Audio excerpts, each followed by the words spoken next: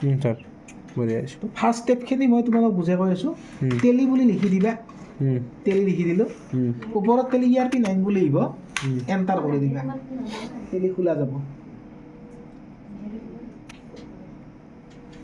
বেছি খোলা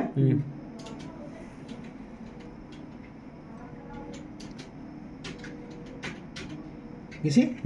এস্কেপ সুইচটো একবাৰ দাবে দিবা এগেইন আৰু একবাৰ দাবে দিবা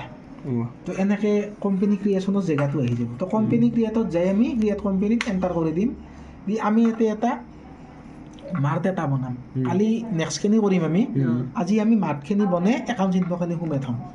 চাবা 1 নম্বৰ কোম্পানীখনৰ নাম কি য'ত আমি কাম কৰিম আজি হৈছে কি এটা নিউ কোম্পানী বনাম কালি আমি কি পুৰাণ কোম্পানী নিউ কোম্পানী একো নাই য'ৰ পৰা কাম হয় তাৰ পৰাহে কাম কৰিম কালি আজি যায়ে কোম্পানীত কাম কৰিবা লগাখিনিহে আমি কৰিম কালি আজি আমি প্ৰথমৰ পৰা শিকিম আজিৰখিনি তুমি ক'ত যাই তুমি কৰিবা নালাগে কালিৰখিনিহে কৰিবা লাগিব আহা কালিৰখিনি এতিয়া মই লিখি দিলোঁ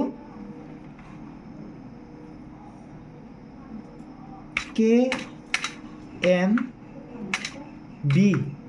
মাৰ্ট মানে কোনখন বিশ্বজিৎ মাৰ্টে আমি এটা বিশাল মেগামাৰ্টৰ দৰে এটা আমি কিবা এটা একাউণ্ট বনাই ল'লোঁ এড্ৰেছ ক'ত আছে বোলে নলবাৰী কাউণ্ট্ৰি কি হ'ল ইণ্ডিয়া ষ্টেট কি আসাম পিন নাম্বাৰ কিবা এটা দিলোঁ ফোন নাম্বাৰ আৰু মোবাইল নাম্বাৰ কোম্পানীৰ কাৰণে এইটো কোম্পানীৰ দিলোঁ ইমেইল এড্ৰেছ যদি থাকে আমি দিলোঁ যে KNB mart@gmail.com যদি কোম্পানীটোৰ ৱেবছাইট থাকে খোলাই যদি আছে তেতিয়া কোম্পানীটোৰ ৱেবছাইটটো তুমি দিব লগা হ'বা আৰু নিদিলেও কথা নাই বাকী আমাৰ একো দিব লগা নাই এইখিনি দিয়া হোৱাৰ পিছত ইয়াতে এচেপ্ট বুলি আহিব যদি এখন এচেপ্ট কৰা এচেপ্ট যদি নকৰ NTP দিবা NTP দিলে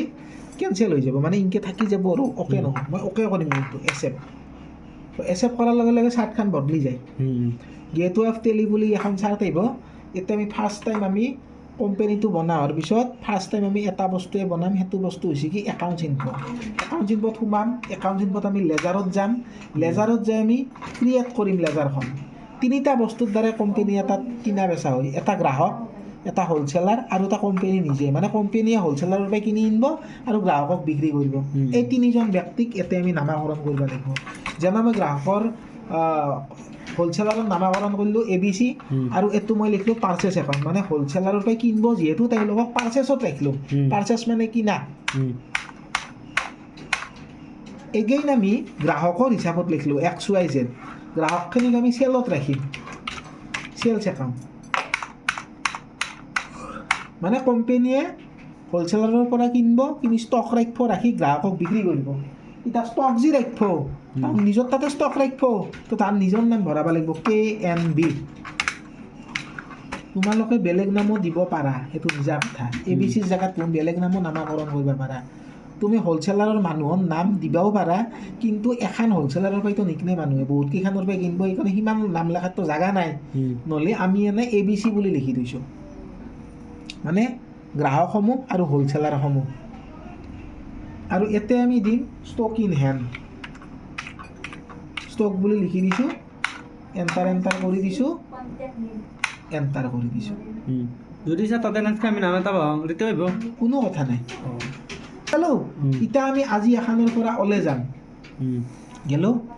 একদম এস্কেপ মাৰি ওলাই গৈছোঁ যাই একদম ফাইনেল এস্কেপ আহিলোঁ কুইট বুলি আহিছে কুইট মানে যদি ন কৰ N যদি ইয়েছ কৰ Y বা এণ্টাৰ তাৰমানে আজি টেলিটো আমি